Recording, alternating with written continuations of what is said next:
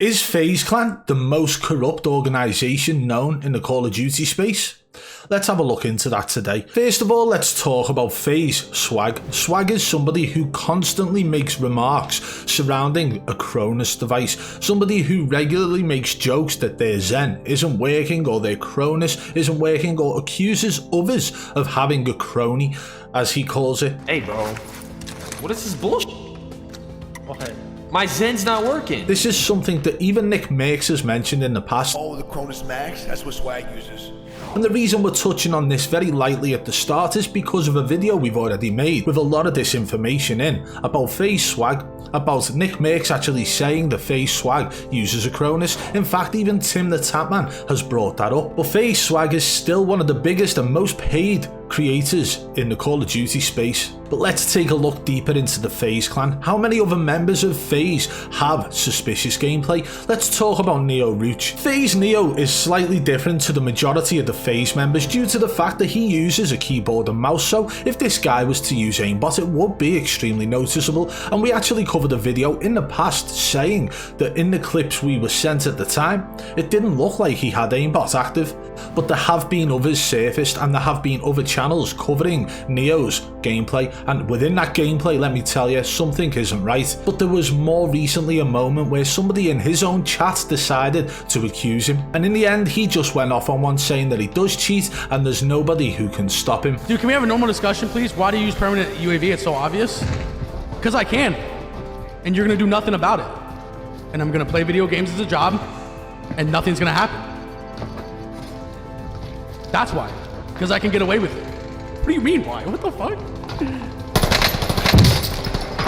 I feel like you answered your own question there. Now this, again, could quite well be a joke and a troll, as they like to call it anyway, but it's still a mentality so far, as we've seen with FaZe SWAGG and now with FaZe NIO. These guys will state that they cheat on stream. It's a very poor image to maintain, but this is where we are just getting started. Now we're going to talk about Faze BOOYA. Now Faze BOOYA is somebody who people believe to have a 2D radar up on his right side. Many people used to send these clips in stating that they believed he was looking either at wall hacks on a second monitor or a 2D radar, because every time he was pushing an engagement, he would look up and to his right rather than to his left. But the thing is, with Faze BOOYA, it was proven that his camera was in fact flipped.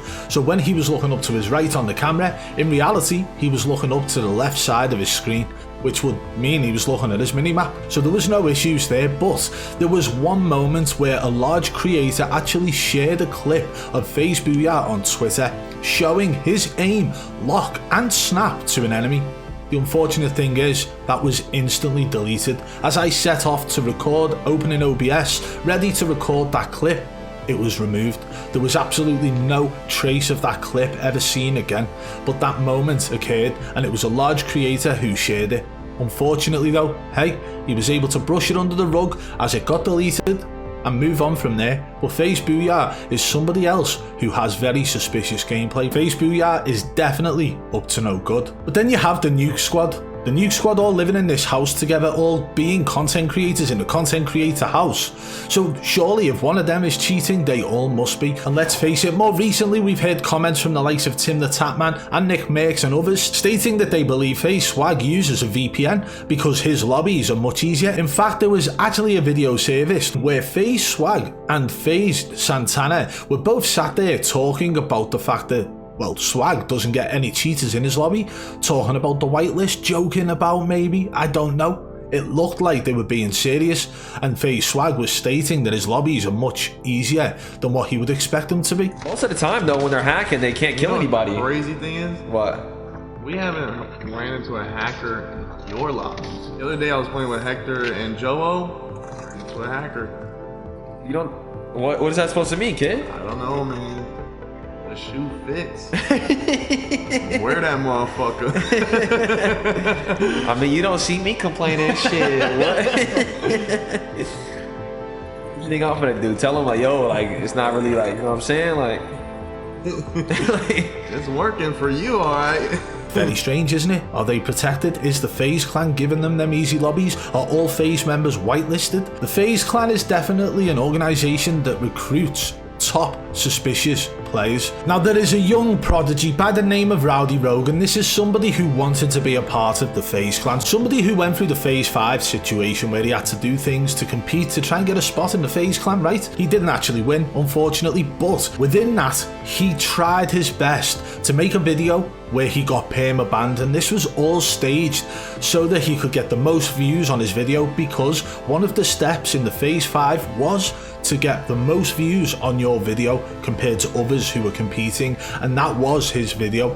But again, it went down the road of him having to pretend that he was banned in Call of Duty Warzone. But that isn't where it ends. There was actually a video posted, which was one of those short TikTok video styles where, you know, somebody dances to a song, very pointless really, but it was Rowdy Rogan's mother dancing in the video, but behind her, you could see Rowdy Rogan playing Call of Duty, and within that video, you could see what appeared to be wall hacks on the screen. Whether this was staged again, we don't know, but what we can tell you is that it definitely looked like player skeletons and player boxes on the monitor that was in front of Rowdy Rogan whilst he was playing the game in the background of this video. That isn't where it ends with Rowdy Rogan. Rowdy Rogan is somebody who has actually put videos out on his channel where he's accidentally left a part in where he talks about the fact he has cheats, and this is again something we've covered on this channel. He's still down there.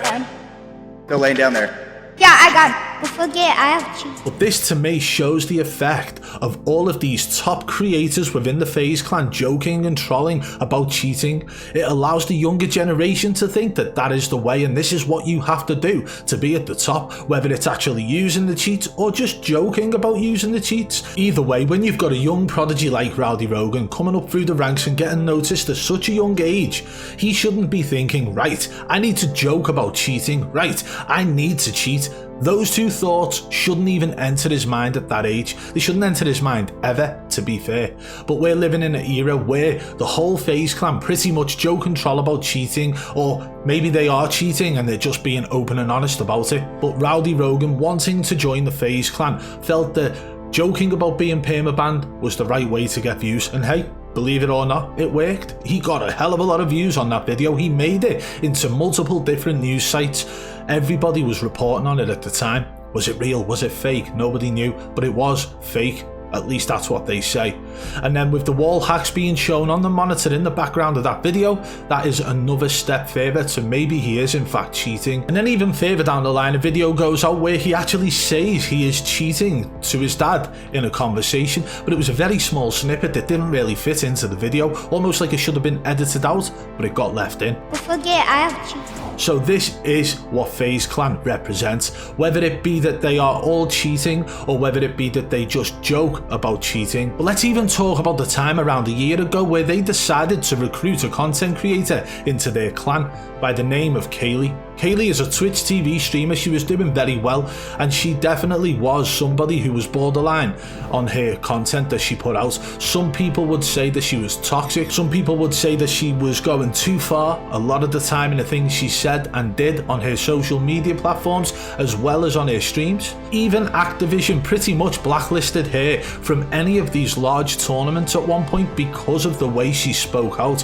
on social media, because of her sexual references that she was continuously making across all socials, and this is why Activision pretty much blacklisted her from tournaments, and this is something Kaylee herself spoke about. But that didn't stop Faze clan from swooping in and signing her up, and there was uproar at the time. Why on earth have Faze signed this content creator who isn't really good at the game? Because everybody who knows Faze, who knows the history of Faze, will tell you that they are renowned for recruiting people who are amazing at the game, trick shotters and things like that.